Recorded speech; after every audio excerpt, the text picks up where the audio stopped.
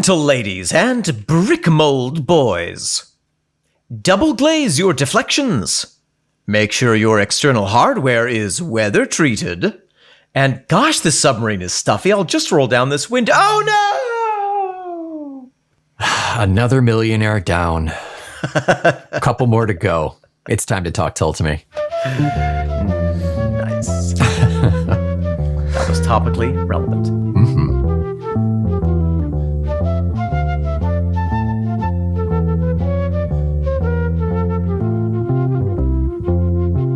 Welcome back to the podcast. I am Omen Thomas Sade.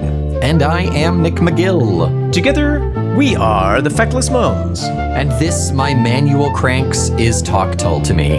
A mullion stiffener in the Millworks department of prog rock, in which non-operable Nick and indoor-outdoor Omen will attempt the impossible task of talking about each and every single track that rough opening rock band Jethro Tull have ever framed and hung to let the light in and keep the cold out. We will determine Doane Perry's design wind load, gad about the Andrew Giddings greenhouse effect, and banter about exactly where Martin Barre registers in British thermal units. And as soon as we figure out this peculiar latching mechanism, we will crack open the fenestrative flautist, the warmer-dormer performer, the transom who keeps it handsome, the bug screen with a love of the green, Ian Adjustable Air Leakage Anderson. Very nice. Most of what Ian does is adjusting his air leakage. That's valid. He controls the leakage of his air. That's his entire career. That's it. Wow. No. Wow. Windows, Nick. Hashtag Windows. Can't live without him. Can't afford to replace them. Could probably live without them. Can't afford to replace them. Right.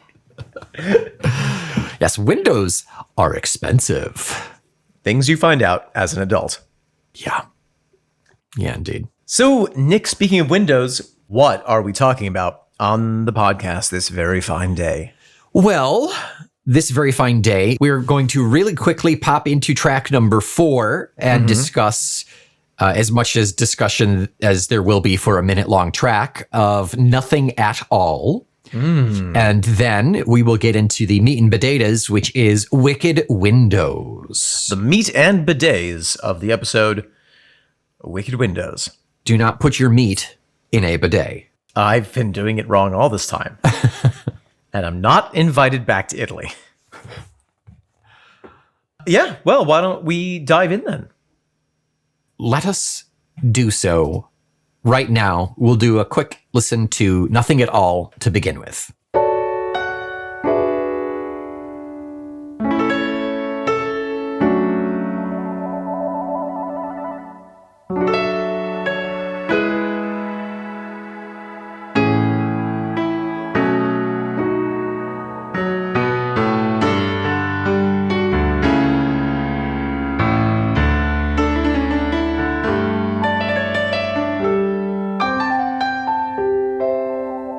Nick, that was Nothing at All. Oh my goodness.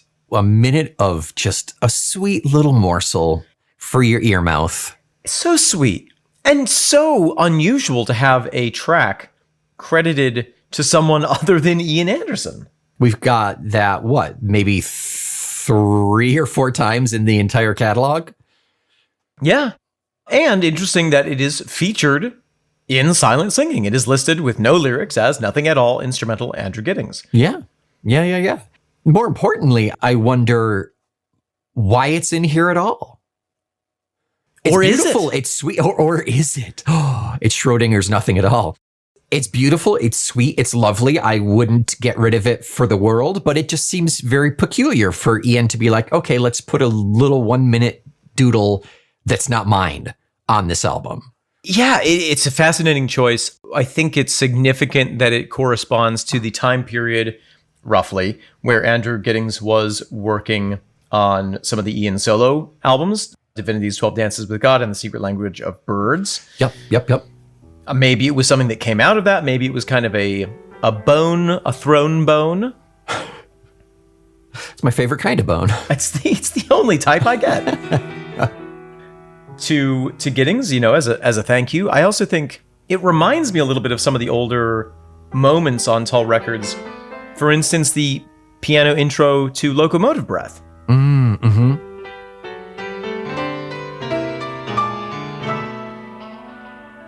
That could have been, but for a butterfly flapping its wings over the Amazon rainforest, that could have been a separate track, that intro to Locomotive Breath, and then Locomotive Breath could start with... Yeah, right. Yeah, but this seems so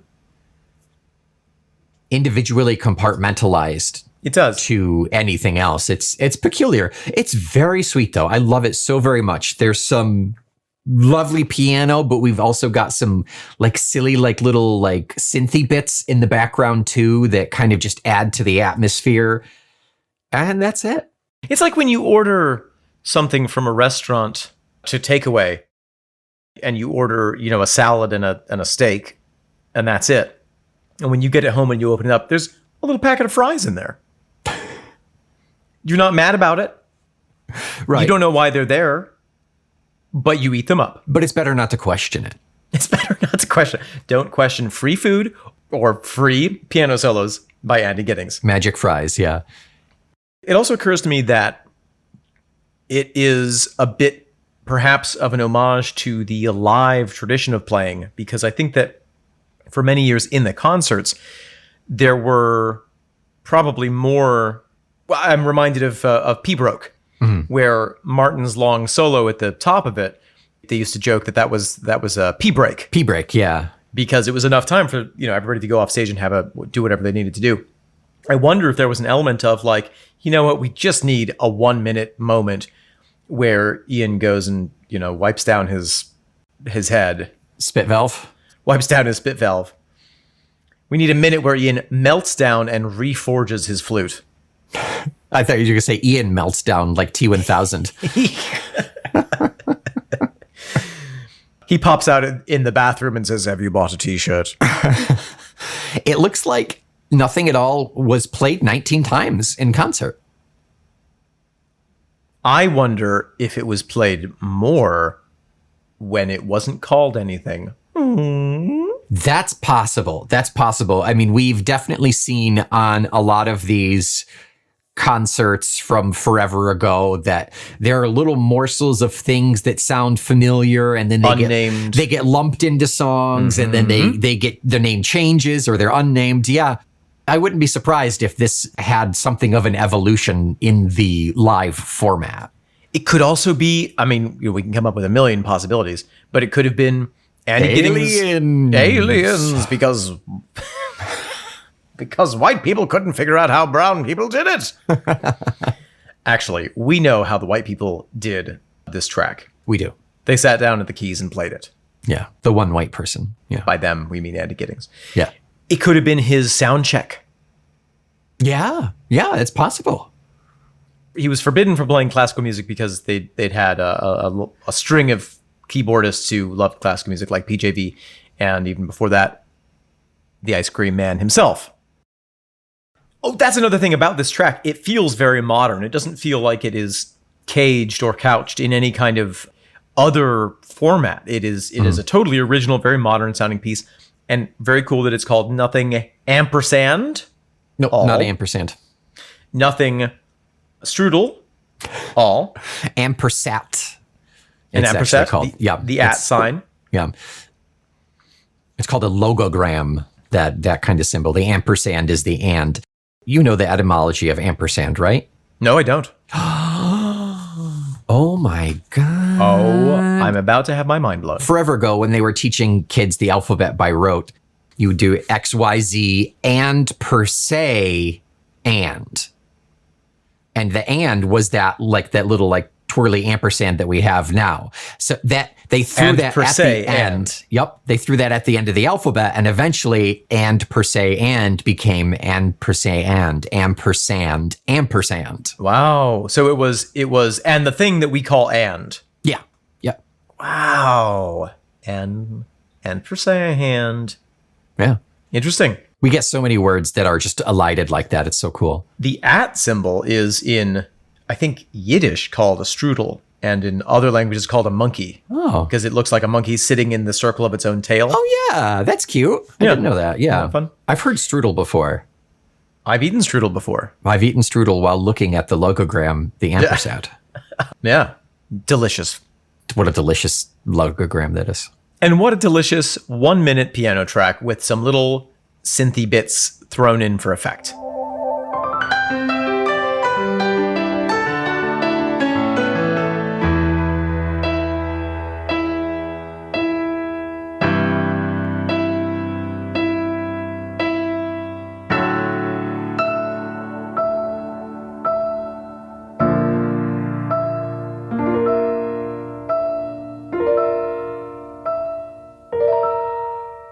What a treat. What a lovely little treat.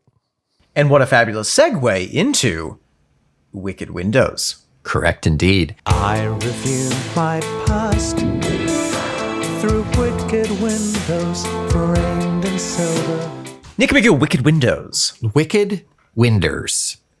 Wicked with damn winders is wickeder than a So wicked. than a prostitute party on Sunday morning. In the church basement.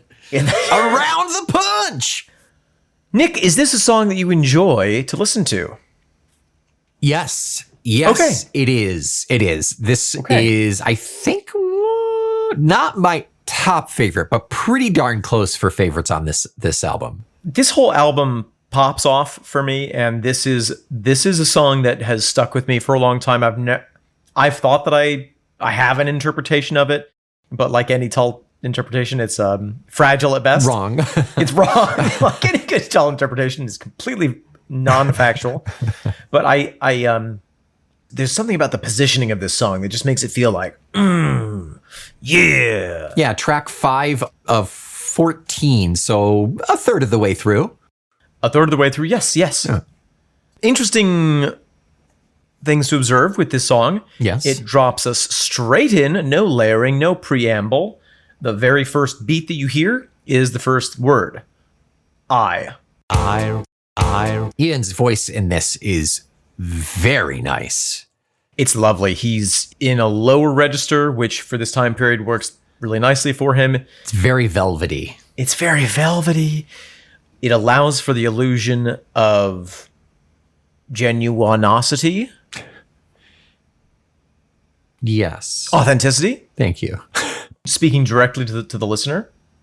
Yeah, right. Even though it's being sung, it does feel a little conversational because it's not theatrical. Not in the way that we're used to, no. Yeah. Yeah. It feels confessional. Oh. Yeah. There's something intimate about it, like, I'm going to tell you this, although I've never told anyone else. Forgive me, Father, for I have sinned. I am a dictator. 3 Hail Marys and the Lord's Prayer. Interestingly, in that first little section, we have a drum machine. I review my past through wicked windows framed in silver. We've got a lot going on in their percussion. It's this strange, like, mechanical, industrial Yeah. sounding something, which is really cool. It's a really cool sound. It is, and it's so not what we've heard on the rest of the album. And then it switches over to Doane actually playing the drums. Yeah, right. It's fascinating. Just after 30 seconds where we get that, Yes. it stops completely. We get the briefest of moments, and then it breaks into that ba, ba, ba, ba, ba, and that's everybody. On hot coals for me.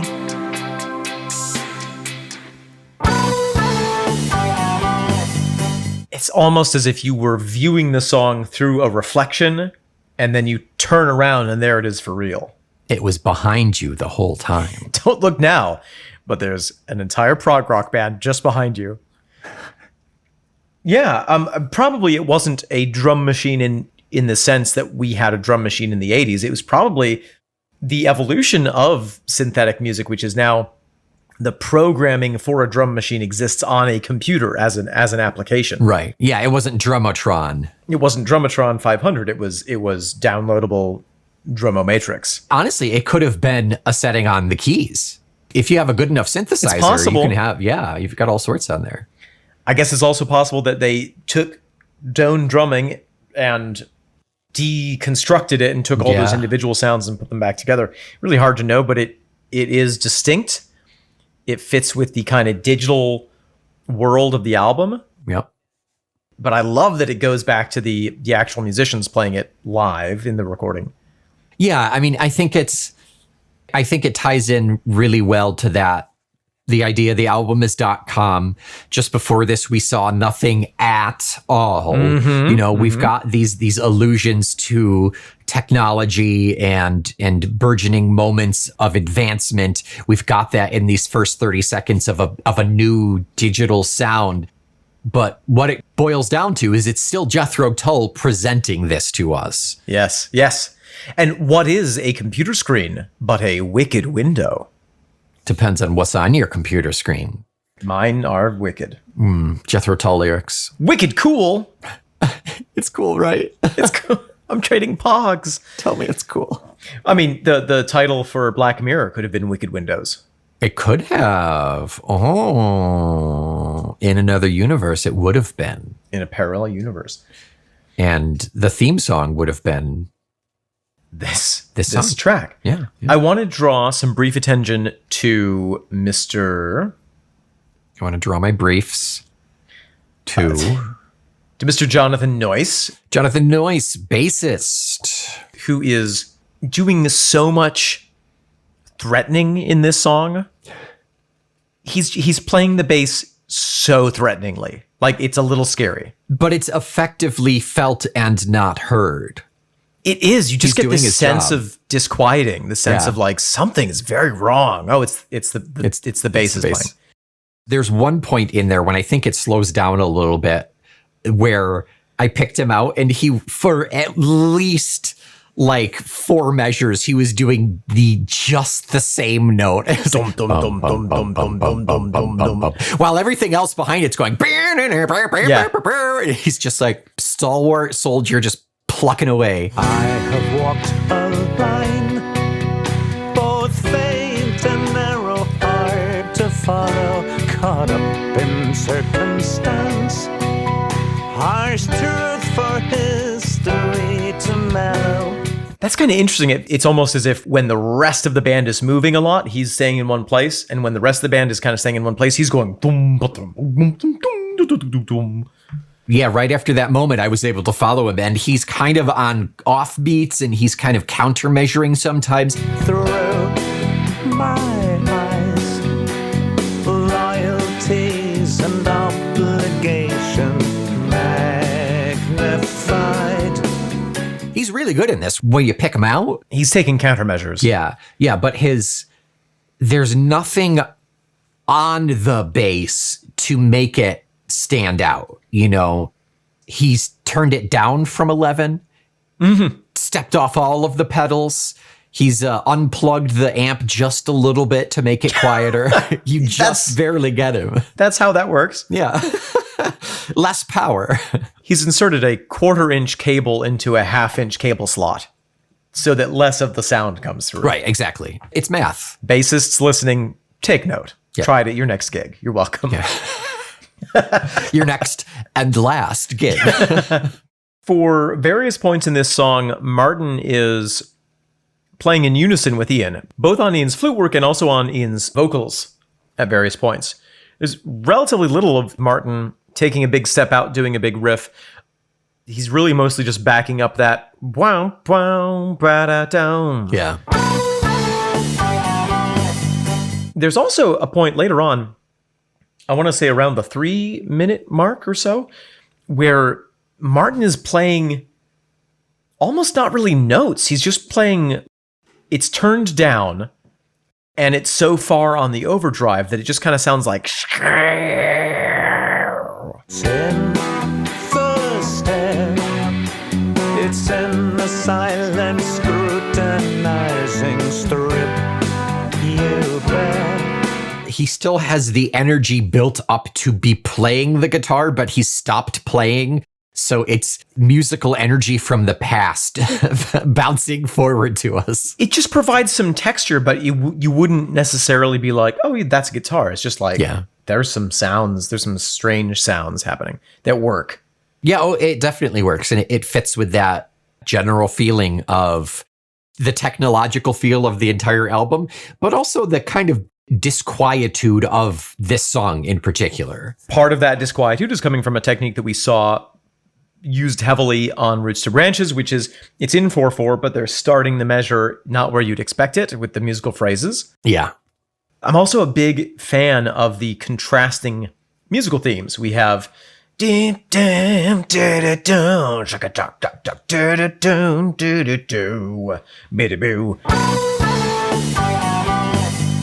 then we have better not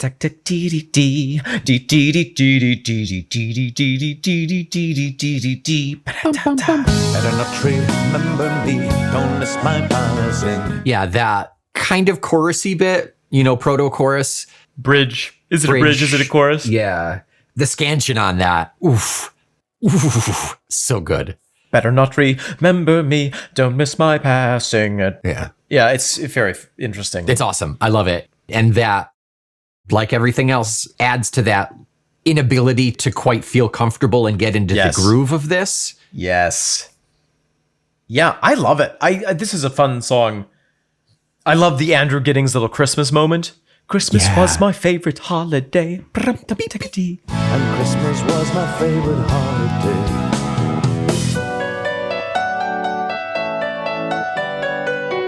Christmas was my favorite holiday. Little pre-shadowing of the Christmas album, perhaps? It very much, and I don't know if I'm too biased to step back and look at this objectively. Probably. I know that I am, but it very much smacks of we've got our Christmas album right here. Coming up, yeah. It's like a little, hey, cross-marketing moment. Yeah. And they're not too far away. This was 99 Christmas albums? 4 years. 2003, yeah. Yeah, so 4 years apart. Yeah. Probably already in the works, at least in Ian's mind. Oh yeah, I wouldn't be surprised. Yeah. There's some little moments of the synth peeking out using a string setting, a little synth string. Yeah. It's very nice.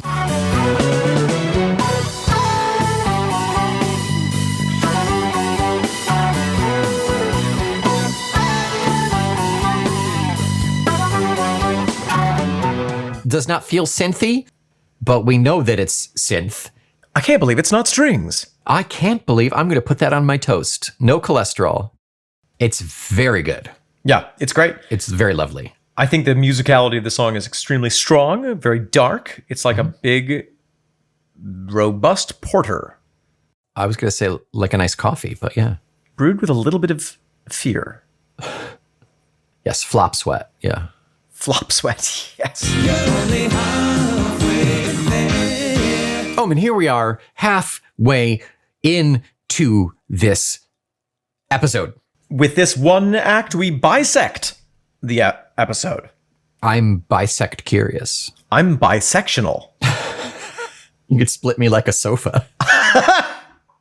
We've got a lot of action in the Discord, so I want to bring up some of that with some great points here. To begin with, the first is going to be a reference to Stuck in the August Rain. Ooh, wonderful. From a little while ago, not too long ago, the second to last song off of Roots to Branches. Yep. This is Jupson. Jupson, regular contributor, friend Jupson, says, I can't help but notice the parallel between a line in Stuck in the August Rain and a line in Roy Harper's Another Day. And as we know, Ian is a big fan of Roy Harper. He's come out and said Roy Harper was an influence of his early folk work. Oh, right. The line in Stuck in the August Rain is brings jasmine tea on a painted tray. Brings jasmine tea on a painted tray. And in Roy Harper's song, it's she offers me Tibetan tea on a flower tray. She offers me Tibetan tea on a flower tray. Wow. This song, Another Day, is a song that Ian admits specifically to loving in some interviews. Interesting. It wouldn't surprise me horribly if it were either a conscious reference or an unconscious one. Yeah. Either way, I love August Rain a lot and loved the episode a lot too. Was bummed for no skit at the end, I will strongly and forcefully declare. You know, we've gotten a little lax on the sketches, but thank you for re-inspiring us. That we are re-inspired. It's always cool when people point out confluences and things that we don't have an awareness of, you know? Right. We've talked about Roy Harper, but I don't have a really deep understanding of his music. Yeah, I know Jupson is a fan. I seem to recall them talking about Roy Harper a lot. So, yeah, they would know much better than we would. And thank you for bringing that up, Jupson.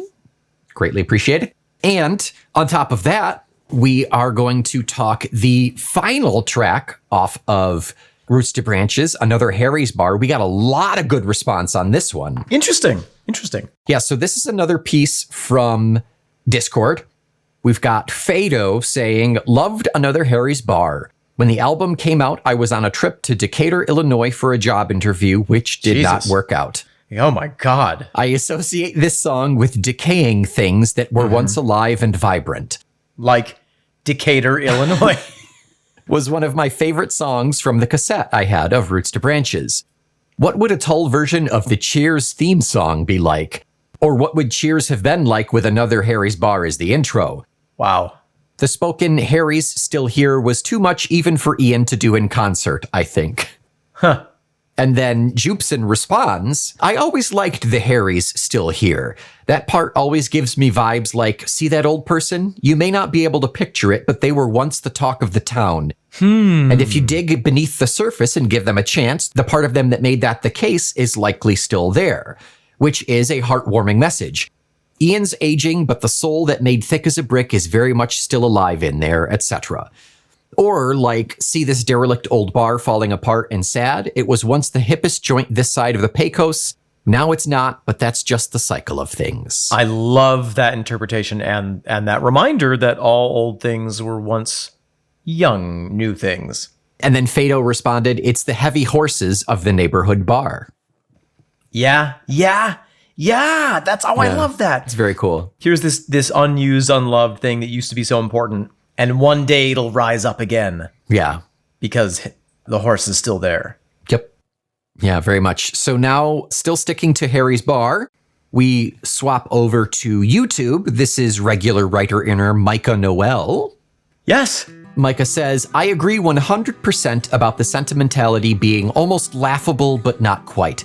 Especially as a teenager, I don't think the lyrics or the delivery resonated with me much, but I think that throughout my 20s and 30s, I had enough moments where the right amount of alcohol, a lonely evening at a nearly empty bar, was enough to get me into the headspace where I felt that my thoughts were profound and that I knew how to change the world.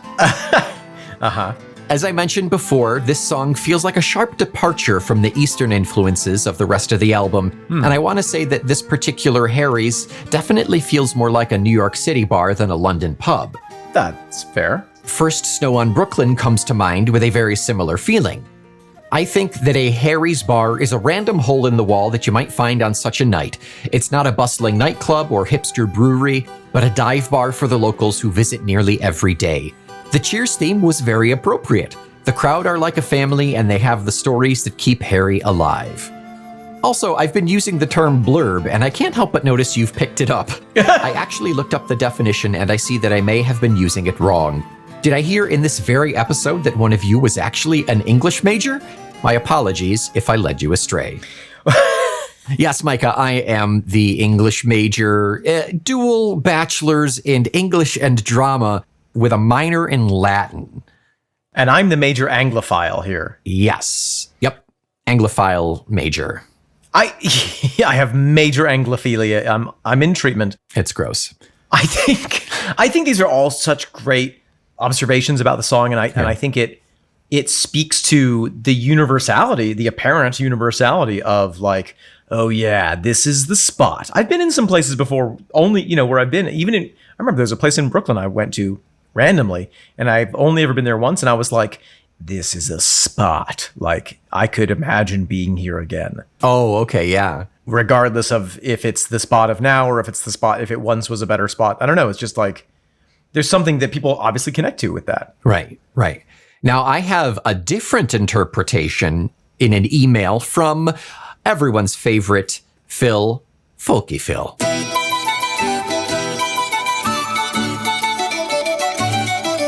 Oh, the very folkiest of Phils. Folkiest Phil around. Hi, Nick and Omen. Just heard your thoughts about another Harry's Bar. May I offer a slightly alternative view of the song's titular venue? You may. Thank you for asking. We consent. You conclude the pod by talking about fun, warm, happy pubs and taverns you've known which have history and tradition and are community hubs. In my mind, a Harry's Bar isn't any of that.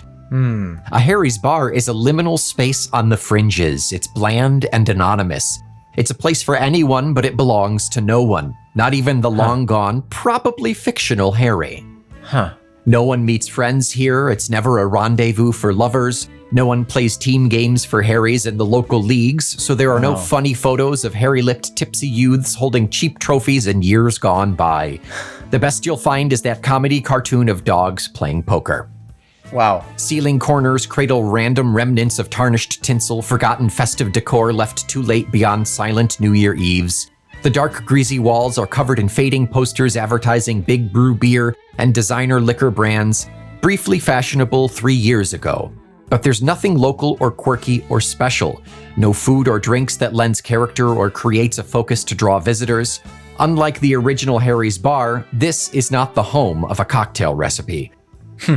Nobody actually plans to visit this Harry's Bar. Here, all visitors are accidental passing by and find themselves in need of refuge. It's not a destination, it's a gap between destinations, a temporary temporal way station. You drop in to pass time on your own, but it's never a regular haunt. Everyone is a stranger here. It's no one's local, and it's not a community center because there's no community here. Just a series of nameless, tired travelers stepping out of the noise. It's the human version of a left luggage locker. Wow. Would someone like Ian Anderson appreciate such a place? You bet he would. Yeah. There are no other customers, just a ghostly barman and a dozing dog. It's perfect. A Harry's Bar demands nothing of you. There's no dress code. You don't have to present an image or project a reputation. It doesn't want your life story. It doesn't ask you to entertain the non-existent regulars or sing for your supper. More importantly, it doesn't impose itself on you. It doesn't ask you to conform or to fit in. It doesn't force politics on you and make you listen to blokey bullshit. There are no one-line jokers in this public bar. Even the welcoming neon sign in the dirty window is broken. It doesn't offer much except a seat, a drink, a roof against the rain, and fleeting shelter from the real world. These fake Harry's Bars are unremarkable, impersonal, unoriginal. They're dog-eared, dusty, and down at heel. They're found the world over in transient transit melting pots and are the very opposite of locals bars, those cliquey clubs where everyone knows each other's business and outsiders are greeted with resentment and suspicion. No one would describe these Harry's Bars as good, but when the time is right, they're good enough. This isn't Cheers, it's where no one knows your name and they don't even notice that you came, but sometimes we all gotta go to another Harry's Bar. Cheerio, Folky Phil. Folky Phil, thank you so much for writing in with your so eloquently detailed perspective on this song. When does your book come out? You're such a good writer. I would like a signed copy, yes. And we'll do the audiobook. I do think that there's something there with his interpretation that I like it a lot, yeah. And calling it the liminal space, it has that feeling of, well, I've talked about my affection for airport bars. Yeah. There's nothing faker in the world. I mean, no, you can't be a local at an airport bar. Right. Unless you're a business traveler, I guess, and you travel the same route. That's true. But it is that illusion. It's giving you that illusion. I feel like what Ian is talking about is maybe all of this. Maybe he is talking about this kind of fake corporate liminal space that doesn't demand anything on you. And very well pointed out that is exactly the kind of place that Ian would love because it doesn't demand anything. He can be anonymous in there. Exactly, yeah. Where no one knows your name. Well, that's quite a useful space for some people. Yeah. Or even if they did know your name, they wouldn't approach you and they wouldn't give a shit about it. They'd have the decency not to say anything. Yeah. But I wonder if in that song there is almost the the memory or the echo of what it is supposed to be presenting itself as, of the quote unquote real local spot. In a slightly lamentable way, or really just kind of an observation? I think in a sort of a chuckling observation, like, this reminds me of that. This is a good imitation of a place that I remember where there was a real Harry. Because part of the song is talking about, well, when Harry was a young man. It is the non-personality space that somehow triggers a memory of your own old local. Right. Maybe. Yeah, I like that. That's interesting. Yeah. As ever, Ian remains inscrutable. I try to scrut him regularly, but he will not be scruted. I've tried to be unscrutable, but I've been scroted many a time. Many a time. Many a time. Nick, hello.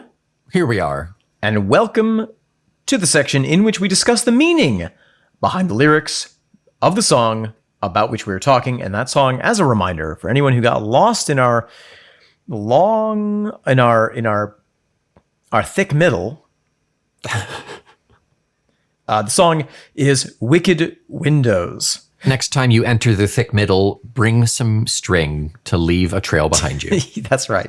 Like Theseus? No, who? Theseus. The Minotaur. Was it Theseus and the Minotaur? Yeah, okay. Yeah. I think we should dive into the lyrics before reading the quote from Ian in Silent Singing. Really? Yeah. Bold move, but I trust you. You are my co-pilot. Omen, take the wheel. I review my past through wicked windows framed in silver and hung in toughened glass upon my face around and over. Now and then, memories of men who loved me. No stolen kiss could match their march on hot coals for me. I review my past through wicked windows framed in silver and hung in toughened glass upon my face around and over. Now and then, memories of men who loved me. No stolen kiss could match the march on hot coals for me. What? Spicy? Yeah. So passionately platonic and very intense, very grayscale. But what the hell is he talking about? Completely ignoring his write-up. Let us completely ignore his write-up. Let's completely ignore his write-up until after we talk. Yeah. My initial thought was, is our singer a woman? A woman! A woman! Now and then, memories of men who loved me. I think that is an acceptable interpretation, and I think it's as wrong as all the other interpretations that we'll spout out. Right. I always thought of this as, this could be a song so far, sung by someone like Captain Nemo. I've led this extraordinary life. Have I always been a good person? It's debatable. But there are people who have followed me on this path, who have supported me, and their love for me, the platonic, the non-sexual love that we have for each other, is stronger than any romantic flash in the pan that Shakespeare would write about. Yeah. That this is real love. This is the love of men for men. As the Greeks would partake in. As Yes. the Greeks found out. I always kind of assumed that this was about Ian as a band leader. Oh, yeah. I'm now on my 20th studio album. I'm looking back. I'm seeing all these pictures of myself, and I'm like, ugh, God, can't stand to look at my own face anymore. But wow, I have such an appreciation to all these guys who've literally been all over the world with me. Yeah. Some of whom have died in that process. Yeah, to me, it's a little off-putting, the line of memories of men who loved me. Ian's never been that outright, like, I'm the shit, you know? I don't know that he is here either. I think that memories of men who loved me might be the realization of like, oh, wow, there have been people behind me this entire time. My success is not just my own. Yeah, people's belief in me has allowed me to get to where I am. Okay, yeah. Maybe? Yeah. Okay, I'll allow it. Should we continue? Yes, I just real quick, I love the imagery of those 4 lines. I review my past through wicked windows framed in silver and hung in toughened glass upon my face around and over. So it's glasses over the eyes. What? Yeah. Yeah. Framed in silver, glasses. Yeah. And hung in toughened glass around my face, around and over. Oh my gosh. Which he's reviewing his past. He has to be wearing glasses because he's old. It's so old. Yeah. Wow. Oh my gosh, Nick. English major coming in clutch. I love that so much because it's like, oh my gosh. Okay, because it's not rose-colored glasses. It's the opposite of rose-colored glasses. Ah. They are the wicked windows that allow you to see everything worse than it was. The phrase rose-colored glasses is seeing everything Positively. in a positive light. Yeah. Right. These are wicked windows, but framed in silver. Maybe there's an implication of like, well, that was shit, but at least this came out of it. Yeah, I'm not necessarily sure that the reviewing of the past is in a negative light, but we're certainly getting this separation of time. I think that's what we're to take from. Why are the windows wicked? The windows being the glasses. Why are they wicked? Well, it hasn't been easy and at times pleasant to be in the position that you are to then look back. Uh-huh. They're wicked because they actually allow you to see what was there. And at times you were wicked. That dog is barking. Interesting. In the 25 years since this came out, I've never once thought that was about glasses. Wow. We continue. I have walked a line, both faint and narrow, hard to follow. That's talking about contacts. Caught up in circumstance, harsh truth for history to mellow. Through my eyes, loyalties and obligation magnified. Obedience the better fellow. I have walked a line, both faint and narrow, hard to follow, caught up in circumstance, harsh truth for history to mellow. Through my eyes, loyalties and obligation magnified. Obedience the better fellow.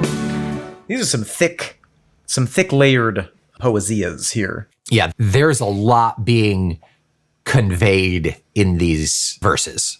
I have walked a line both faint and narrow, hard to follow. To me, again, that's like, well, yeah, Ian has walked a faint, narrow, hard to follow line. He's followed his own artistic impulses and trajectory in a way that no one else could. Right. And which anyone following that would have a hard time with. I mean, as we are discovering, what is this line? It's faint. Oh my God. Yeah. Yeah. We can't see it. And he's going into places and terrain and situations that we can't follow. Yeah. He's walked into a ring of fire. He's fallen into a ring of fire. Because he walks the line. Because he walked the line. Yeah. Are those the same song? No. Okay. One is Walk the Line. One is Ring of Fire. I don't know. Is the one called Walk the Line? I'm not sure. But I do know Ring of Fire is the...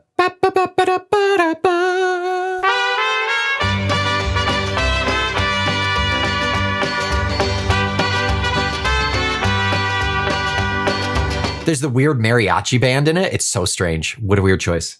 I Walk the Line is, I keep a close watch on this heart of mine. Oh, yeah, that's right. I keep my eyes wide open all the time.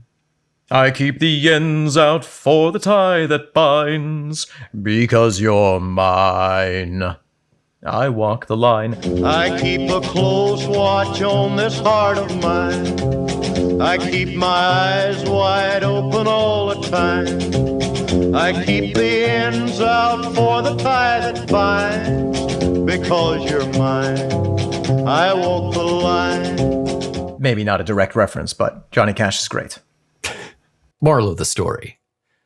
caught up in circumstance, harsh truth for history to mellow. So here's where I think we start getting perhaps an inkling of maybe what the song is actually about. Yeah. Because that seems a bit self-deprecating even for Ian to say. Well, I'm self-deprecating or really just acknowledging. You know, it feels more honest than we get a lot of his quote-unquote autobiographical songs, you know? That's fair, but I also don't think, looking back on the history of the band Jethro Tull, it's like, oh, harsh truths there, you know? Well, you know, I mean... I suppose one never knows. Yeah, having Glenn... Was it Glenn Cornick? No. Who got fired? Glenn Close. Having Glenn Close fired in the airport? It was Glenn, right? Yeah. It was. But I guess there's two sides of this. I think any of us could look back on our life and be like, whew, there were some harsh truths to look at there. Yeah, yeah.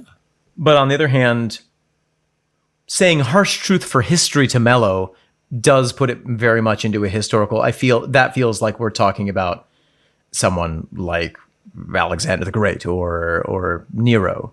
Oh, okay. To me, history to mellow it was harsh in the time, but me looking back on it, it has mellowed. Oh, interesting. I interpret it as that was so harsh, only history will mellow that. Historians will have to make up their mind what they think about that because the truth is just pretty tough. Yeah, yeah. Through my eyes, loyalties and obligation magnified. Obedience the better fellow.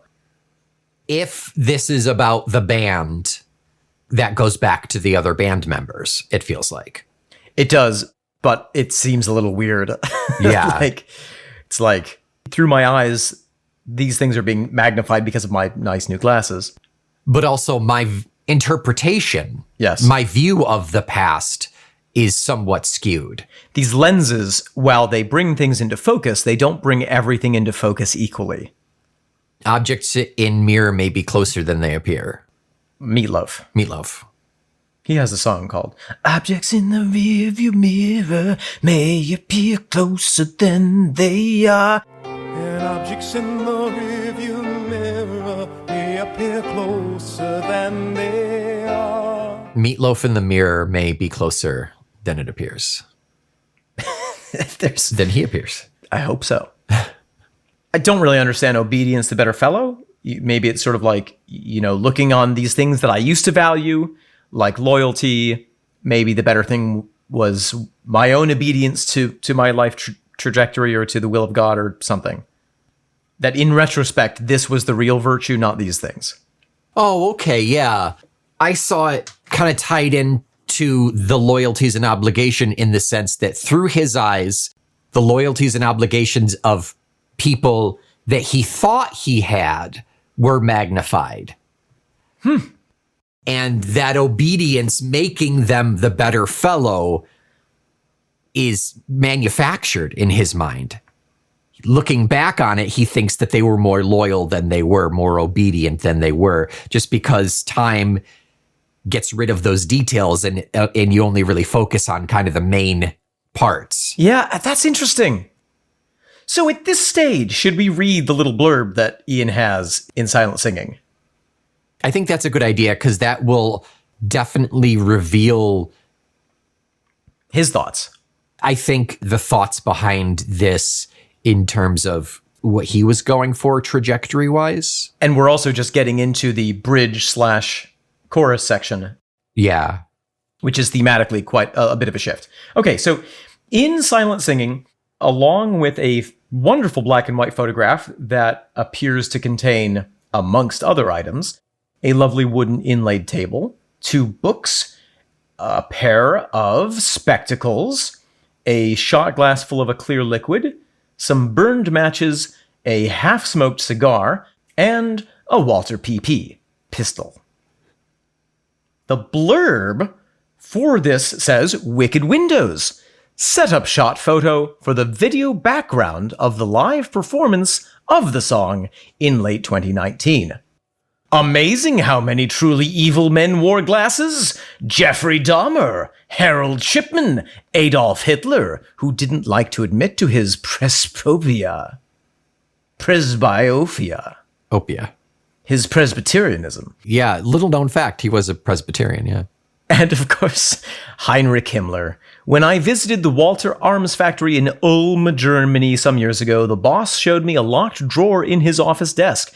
Inside was a gold-plated Walter PPK made specially for Der Fuhrer. The gun in the photo is actually the slightly longer-barreled Walter PP, favored by the Nazi party bigwigs as a personal sidearm. The really bad guys have both the gun and the specs. The ones in the photo are my own, of course. Where did you go on vacation? Ulm, Germany? So, yeah, Nick. So, our singer is Hitler, is a dictator, Is some sort of a bad guy. an evil person in some form. So this is not... I'm gently reflecting on the past times with the nice band members that I've played with here. Or is it? If it is that, it is also... Wow, some of those people I sent to the gulag, maybe I didn't have to. They were actually obedient. So going back and re-looking at these first couple of verses, now and then memories of men who loved me. No stolen kiss could match their march on hot calls for me. That's Hitler in the bunker saying, they loved me. They really loved me. Yeah. Sure, Addie, they did. Harold Shipman, interesting timing with this. Harold Shipman is one of the world's most prolific mass murderers ever. Wow. He was also known as Dr. Death. Oh. He was a doctor and had general practice. He was an Englishman. He has an estimated number of 284 victims over a period of about 30 years. He was caught in 1998. Wow. So that may have been in the news while Ian was writing this song, Yeah. or when he was recording it. Yeah. And certainly, something to think about in the interim. Right. And he did have glasses. Can confirm. Can confirm. There's also an anime trope of like when the light flashes over the glasses. Yeah. That's like a trope of like, oh, this person's evil. Right. Yeah. You can't see the eyes for a brief moment. Yeah. Yeah. So it's sort of this like villain at the end of his career, or maybe he's been caught, maybe he's on trial, reflecting over what has made this possible and the hard work that he's done up to this point. Yeah. Caught up in circumstance. Mm-hmm. He's lost control and he's just going with the flow at this point. In for a penny, in for a pound. Right. Yeah. And then harsh truth for history to Mello Yeah. is you can look back on it and you were close with the Alexander the Great thing, but it's not so far back. Alexander the Not So Great. Yeah. But I guess you could also take a look at any great evil person from history. Sure. Yeah. Caligula. Yeah. Rasputin. Rasputin. Yeah. Attila the Hun. And you can look back and say, well, the reason that Attila the Hun was like that, it was because of, his mother never held him as a child. Yeah. So is it his fault, really? Is it his fault he was born to be a warlord, trained to be a warlord, and then beaten if he wasn't acting like a warlord in every moment? And then was a warlord. And then was a warlord and happened to be really good at it? Yeah. Yeah, caught up in circumstance. Yeah. Maybe it's the thing of, well, the first murder had to happen, and then the next one had to happen to cover up the first one, and the third one had to cover up the fourth one. It just snowballs. Yeah. By that time, I was just having fun. Yeah. You get good at it. And then if you do what you like, you never never work a day in your life. So to continue with this bridge, better not remember me, don't miss my passing. Fierce winter fails to ruffle my icy sleep. We never quite vanish, no wet soft surrender. Still waiting, bad blood running in close families. Better not remember me, don't miss my passing. Fierce winter fails to ruffle my icy sleep. We never quite vanish, no wet soft surrender. Still waiting, bad blood running in close families. That's kind of amazing. So that's sort of like the moment post-death. Don't remember me. Right. Don't celebrate that I was alive. I'll be just sleeping here in this icy cold, but the evil never quite goes away. Yeah. Right.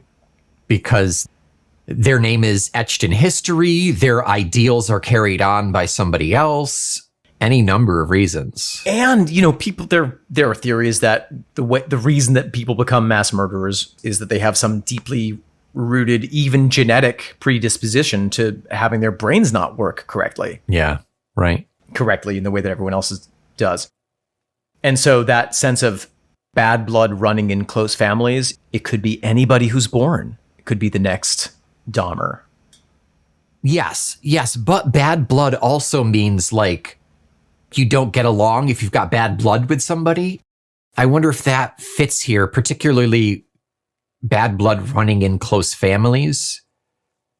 It could be. I mean, and that's the thing with these phrases, and especially with Ian, is you never quite know.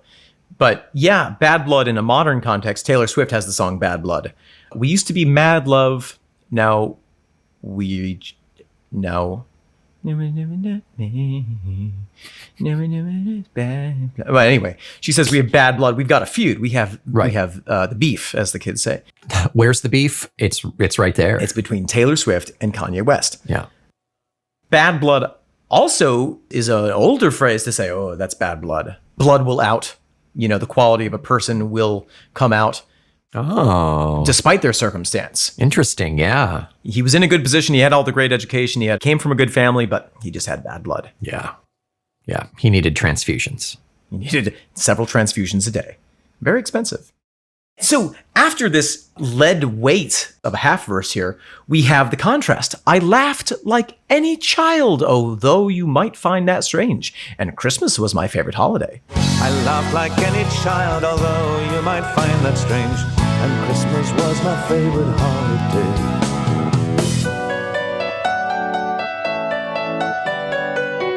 Christmas was my favorite holiday.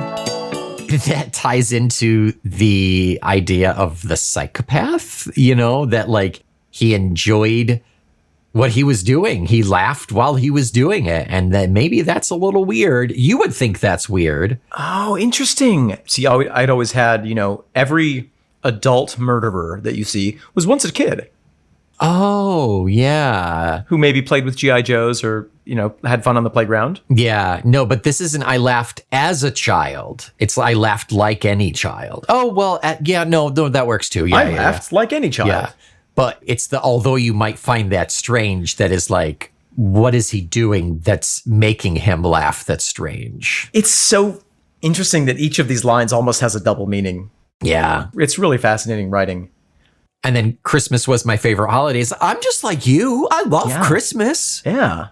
Except when I unwrap the presents, it's peeling people's skin off. They are the presents. They are the presents. Ooh. Would you like a lampshade? Oh, God.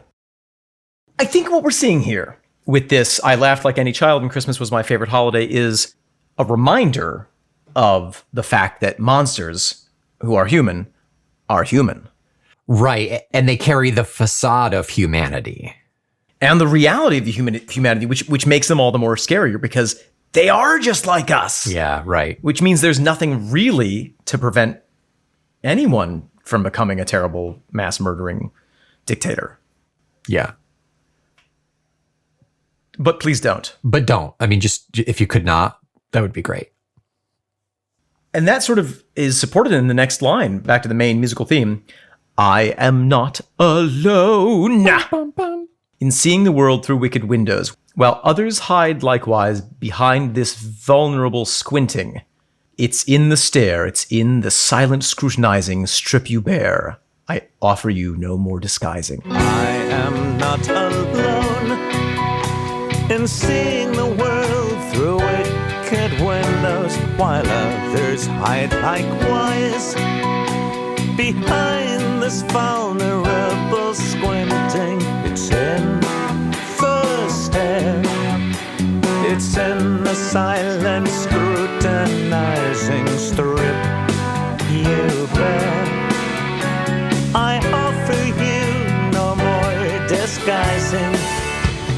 It's almost as if these wicked windows, these glasses, are a device which allows the singer to cut through the nonsense of the world and see people for who they are, to see what truly matters, quote unquote. Yeah. And it may be that murderous perspective. It's like, with my glasses on, I can see very clearly that this person needs to die. Yeah, they would make a great victim. Whereas all the vulnerable squinting people are like, no, it's black and white. It's gray. I don't know. It's whatever. Right. I can't see where I'm going. Oh, I've been murdered. Yeah, right. That squinting, it almost feels like, with the line, while others hide likewise behind this vulnerable squinting, it feels like it's a choice. Yes. It's a choice to not see clearly. And he, our singer, our narrator, is above them because he has made the choice to see clearly and is acting upon it. Yeah. Which is very much a trope with evil characters, like, oh, you're not seeing things clearly. I've never seen things more clearly in my life. Yeah. There's a reason that that's a trope. Because it's true. Because I think people who are criminally insane have a feeling like they can see clearly. Right.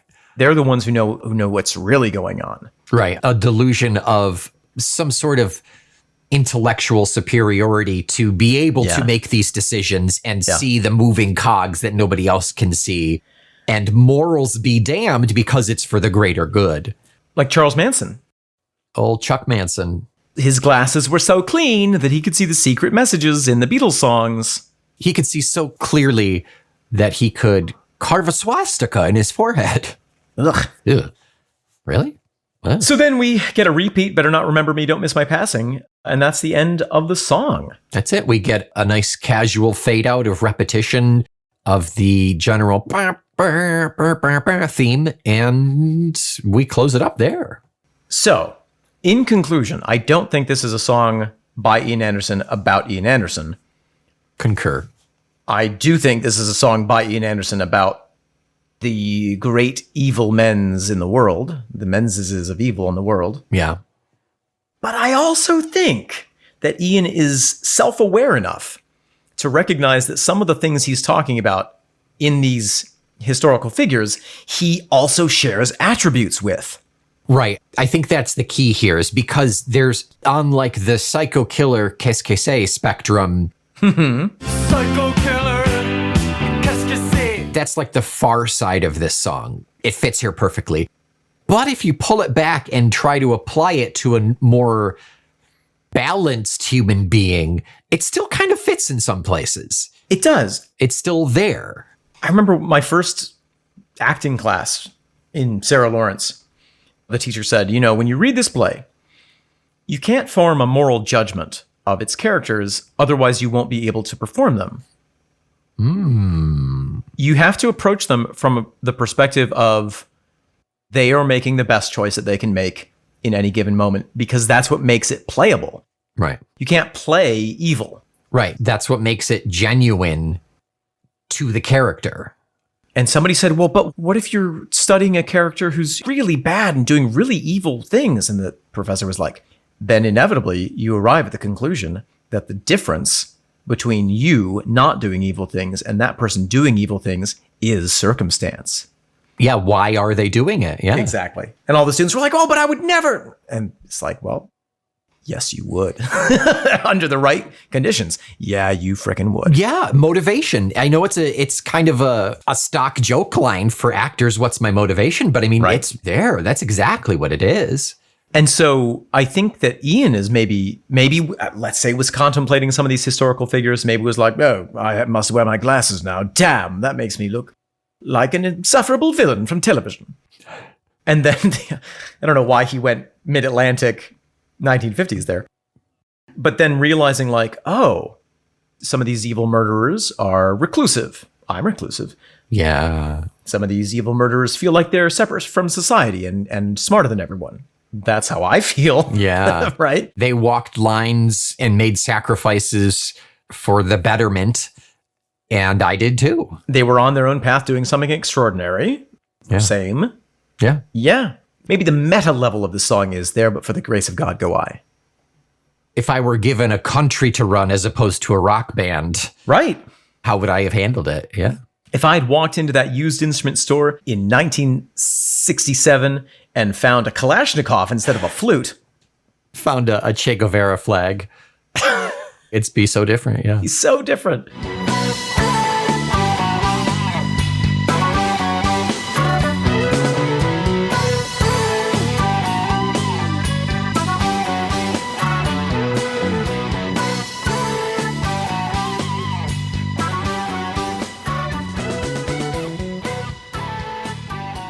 Nick, what is it that we are having the pleasure of talking till about next week? Well, we just covered 2 songs in one episode, which is lovely and exciting and ripping along. So now we are on track number 6.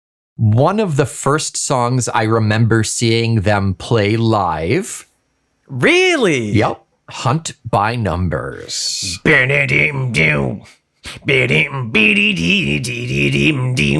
go out and hunt by numbers. That's my Dan Crisp impression. Mouse Police Never Sleep has gotten an upgrade. That's right. An Uzi.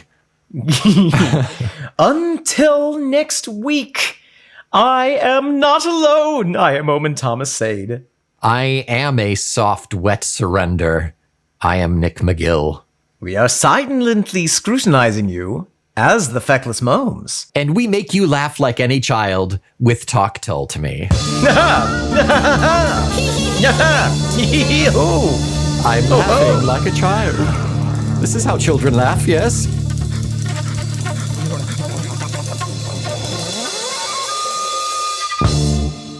Very good, mine students. Yes, I will come around and examine your paintings. Gunther, very nice with the brush strokes. They look so lifelike. You're getting such energy into your painting. We love it. Heinrich, the minimal use of color is very intrigues the viewer. I feel drawn into your landscapes. Yes, well done. Das ist gut. A young Adolf. Welcome back to class. Yes, it's nice to have you. Let's see what you have painted. Guten Tag, Herr Waltz. Oh mein God. Well, Adolf, you are improving over last week, but I noticed that your perspective is still a little bit flat. Did you do the exercises of the fixed point perspective that I gave you? I did, yeah, Okay, but okay. the Alsatian hounds ran around too much. It was very difficult. Yes, I understand that your home life is a little bit chaotic. Listen, that is why I give you the extra attention, Adolf, because you are my favorite. But listen, let's for real though. Let's talk about. Yeah, give it to me. Let's talk about your color theory because not everybody has perfect vision for color. Yeah. And so then it's okay to ask for help. But right here, what I'm showing you here, this is not a green for trees. This is a green for gangrene. Yeah.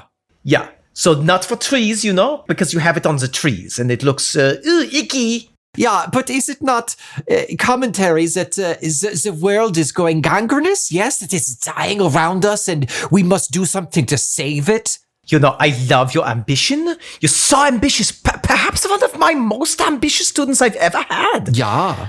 But, I think it's about the basics. You can do an interpretation of society once you have mastered the literal expression of form. For instance, here, you have painted, I guess, it's a barn? Yeah, but it is crooked barn, in which man's presence in the nature is crooked and twisted, and we are marring the world. Oh, so interesting. You're going to love the neo-futurist movement. I can feel it. I look forward to it. But even a crooked barn, it has to exist within the confines of reality in terms of physics, in terms of the ways that light plays from the sun. You're not even having the shadow of the barn cast by where the sun is in the picture. And this is getting in the way of us experiencing your interpretation of society melting down. Yeah, I did forget to put the sun on there. I just did it real quick at the end of class, and I can tell you drew a circle and you put some rays coming out of it like it's a spider. I was going to do a smiley face with sunglasses, but I thought that was too much. It's interesting. Your lines of the sun coming out aren't even straight. They all have a 90-degree bend in them. Yeah, I'm drawn to that symbol for some reason. So odd, very. But listen, anyway, why don't we take you back to our very, very early exercise here? Yeah, was it the one where we colored in the cat? Yeah, yes, similar to that. I'm going to give you an object. Maybe it is a blintz or Uh-huh. Yeah. or a gefilte fish. Yeah. Perhaps what is the word? A dreidel, because it has nice shapes. And you just draw that dreidel, you just stare at that dreidel and you draw it over and over and over and over and over again until your hand is fatigued. But when you get it right, then we can move on to the next stage. That seems a bit intense. It might sway my feelings of the object, will it not? You want to see intense? You go stay in the closet for the next 15 minutes. This is how I teach art.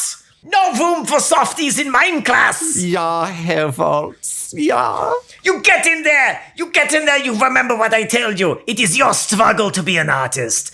You must dominate all the other artists around you with your technique. And remember, more than anything else, what I always tell you. Is it about the podcast? Yes, say it. I must hear it. Talk told to me. He's a proud member of the Feckless Mobsordium Network. Jawohl! This guy is going somewhere, I can tell. The potential, I see it.